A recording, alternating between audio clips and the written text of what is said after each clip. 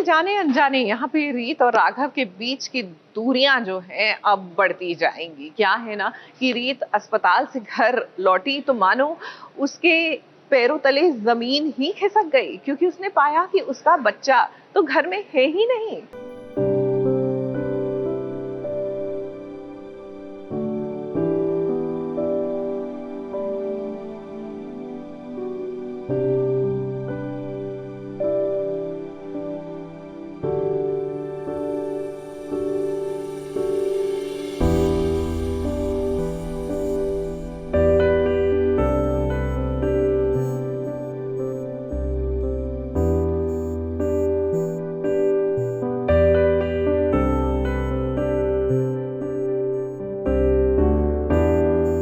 आप सबने तो देख ही लिया होगा कि रीत का बच्चा कैसे बुआ जी ने चुराकर इस बात को साबित कर दिया है कि रीत का बच्चा इस दुनिया में आने से पहले ही मर गया। रीत भी इस बात को मान गई है और किसी भी माँ के लिए अपने बच्चे की मौत की खबर उसकी अपनी मौत जैसी होती है। पूरी तरीके से रीत टूट गई है। दीजिए ना, वापस लौट आइए ना राघव, प्लीज। या फिर मत कीजिए ऐसे बातें जो आप नहीं निभा सकते।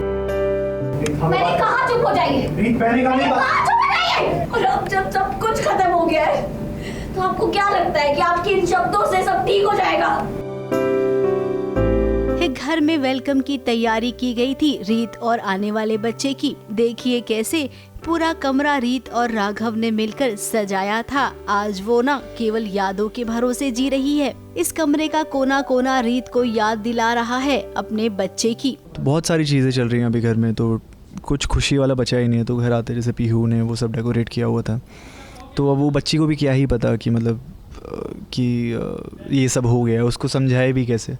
और वो सब बाकी सब के लिए तो बहुत पेनफुल है, वो हर्ट करती है वो बातें जो बार बार वो बेबी की बातें कर रही थी। उसे तो उम्मीद थी, हम सबको थी इनफैक्ट, और जो हुआ वो सब अनएक्सपेक्टेड था। तो एकदम से हुआ तो वो चीज़ें थोड़ा सा प्रोसेस करने में थोड़ा टाइम जाएगा, तो बाकी टाइम के साथ ही लोग।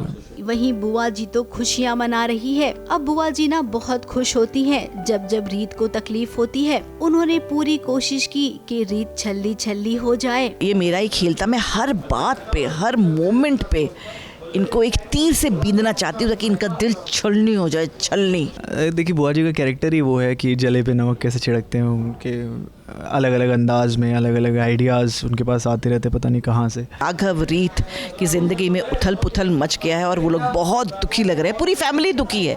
तो सोचिए मुझे कितनी खुशी मिल रही होगी। अब यहाँ पर रीत को राघव से भी नाराजगी है, क्योंकि रीत को लगता है कि राघव अपने बिजनेस को लेकर इतने व्यस्त हो गए थे कि उन्होंने ना रीत पर ध्यान दिया और ना आने वाले बच्चे पर। और अब जब बच्चा इस दुनिया में नहीं रहा है तब वो रीत का सहारा बनने आया है। आपने झूठ बोला कि हमारा बच्चा और मैं आपकी प्रायोरिटी, आप हमें अंधेरे में रख रहे थे। और आज आपकी हर एक झूठ की कीमत हमारे बच्चे ने अपनी जान दे के कमाई है। तो जाइए यहाँ से, आपको अपना बिजनेस मुबारक हो। वो बहुत ज़्यादा अपसेट है राघव से, और वो ये सोचती है कि अब इस रूम में कुछ बचा नहीं है उसके लिए, तो वो दूसरे रूम में शिफ्ट हो रही है। मैं बहुत माफ़ी मांगूंगा और इतनी जब तक मांगता रहूँगा जब तक वो मानेगी नहीं। अभी तो दिमाग ही काम नहीं कर रहा है। मतलब ऐसी सिचुएशन हो गई है कि मतलब मैं बहुत ज़्यादा गिल्टी हूँ खुद कि मैं टाइम पे वहाँ नहीं था जब मुझे होना चाहिए था, तो शायद हालात कुछ और होते हैं। पूरा परिवार सदमे में है। अब रीत देखिए, हम तो जानते हैं कि आपका बच्चा जिंदा है।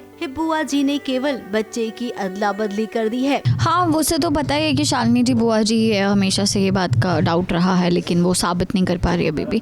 लेकिन समझ नहीं आ रहा है कि आपको कैसे बताएं, आपको कब पता चलेगा कि आपका बच्चा जिंदा है। बुआ जी के रहते ये इतनी आसानी से तो नहीं होगा, लेकिन हाँ एक न एक दिन जरूर होगा।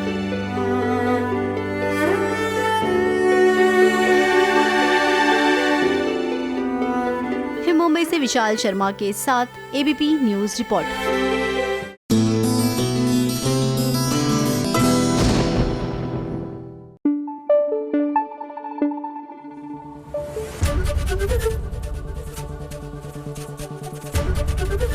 एबीपी न्यूज आपको रखे आगे।